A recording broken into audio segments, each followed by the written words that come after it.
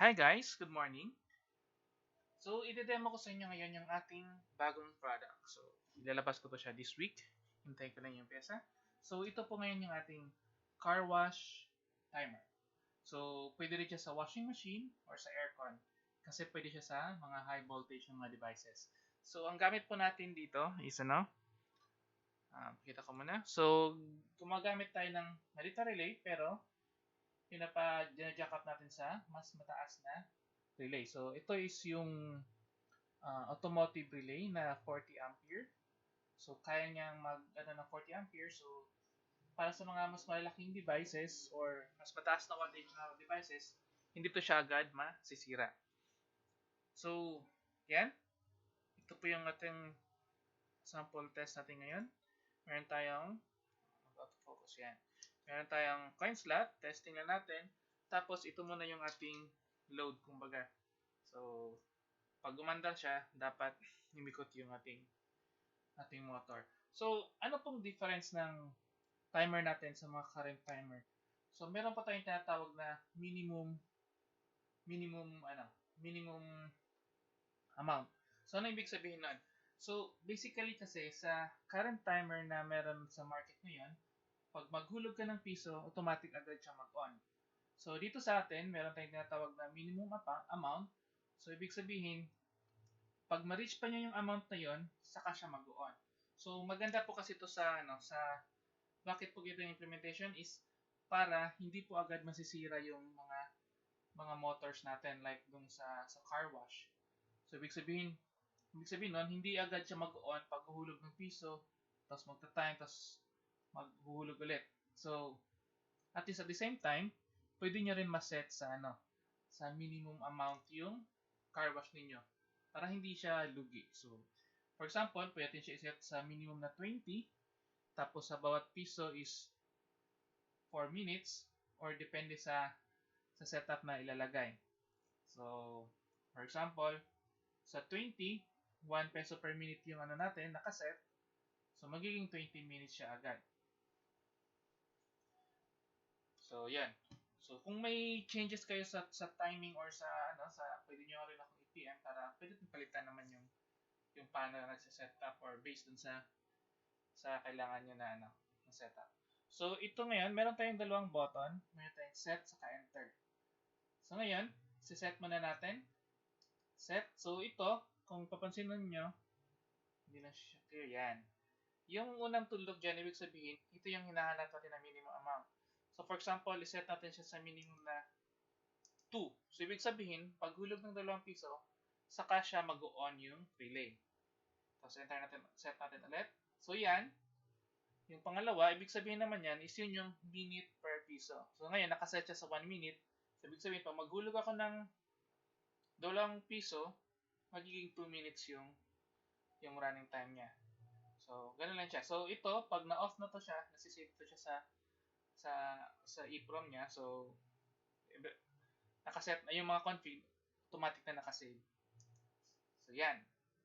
So, yan. Ibig sabihin yan, 2 minutes per piso. So, igawin lang natin siyang 1 para sa mabilisang testing.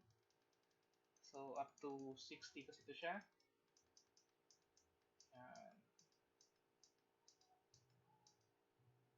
Yan, settled sa 1. Tapos, pag nakaganito, ibig sabihin naka-ready mode na yun, yung pangatlong ilaw. So, test natin. Hulog tayo ng piso. So, 1 peso na. Pero, hindi siya nag-umandar.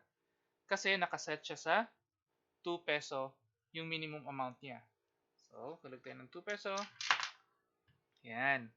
So, ibig sabihin yan, andar na yung relay. So, connected to siya sa relay. Naka-different power source lang.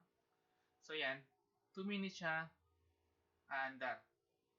So, habang hinihintay natin yan siya, so, yung setup niya, pag itong ilaw na to, nilipat-lipat, ibig sabihin niyan is running na yung So, ito naman yung sa relay na ilaw. Ibig sabihin, naka-on yung relay.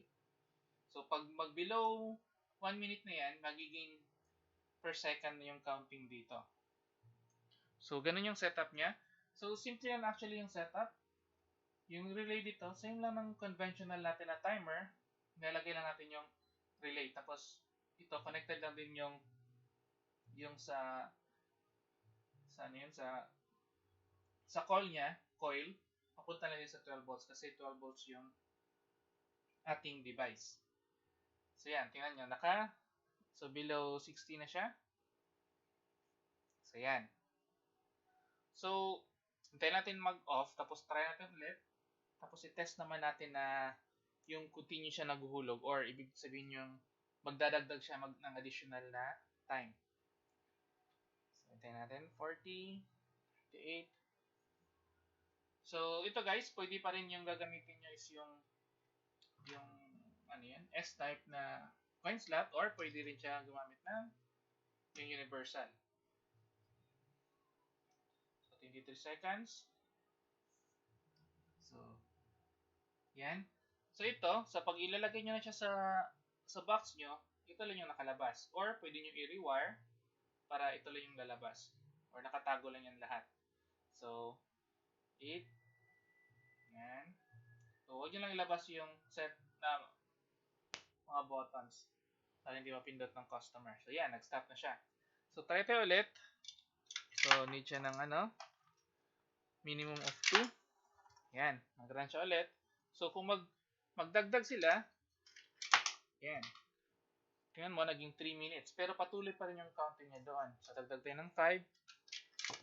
So, magiging 8 minutes na yun siya. So, yan. So, yan.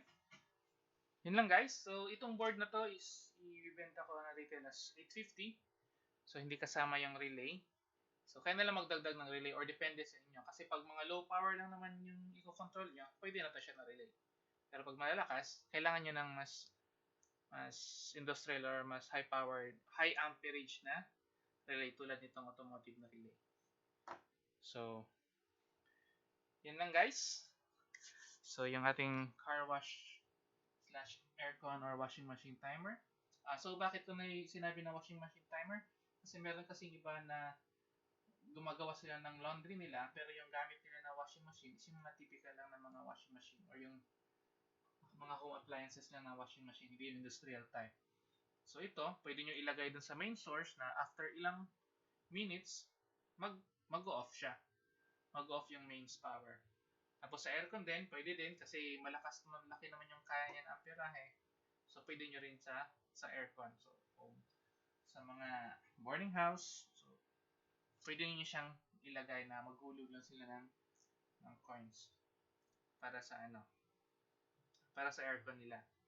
Or anything na gusto nyo i-control by time. So, yan lang guys, yung ating car wash timer. Don't forget to like and subscribe.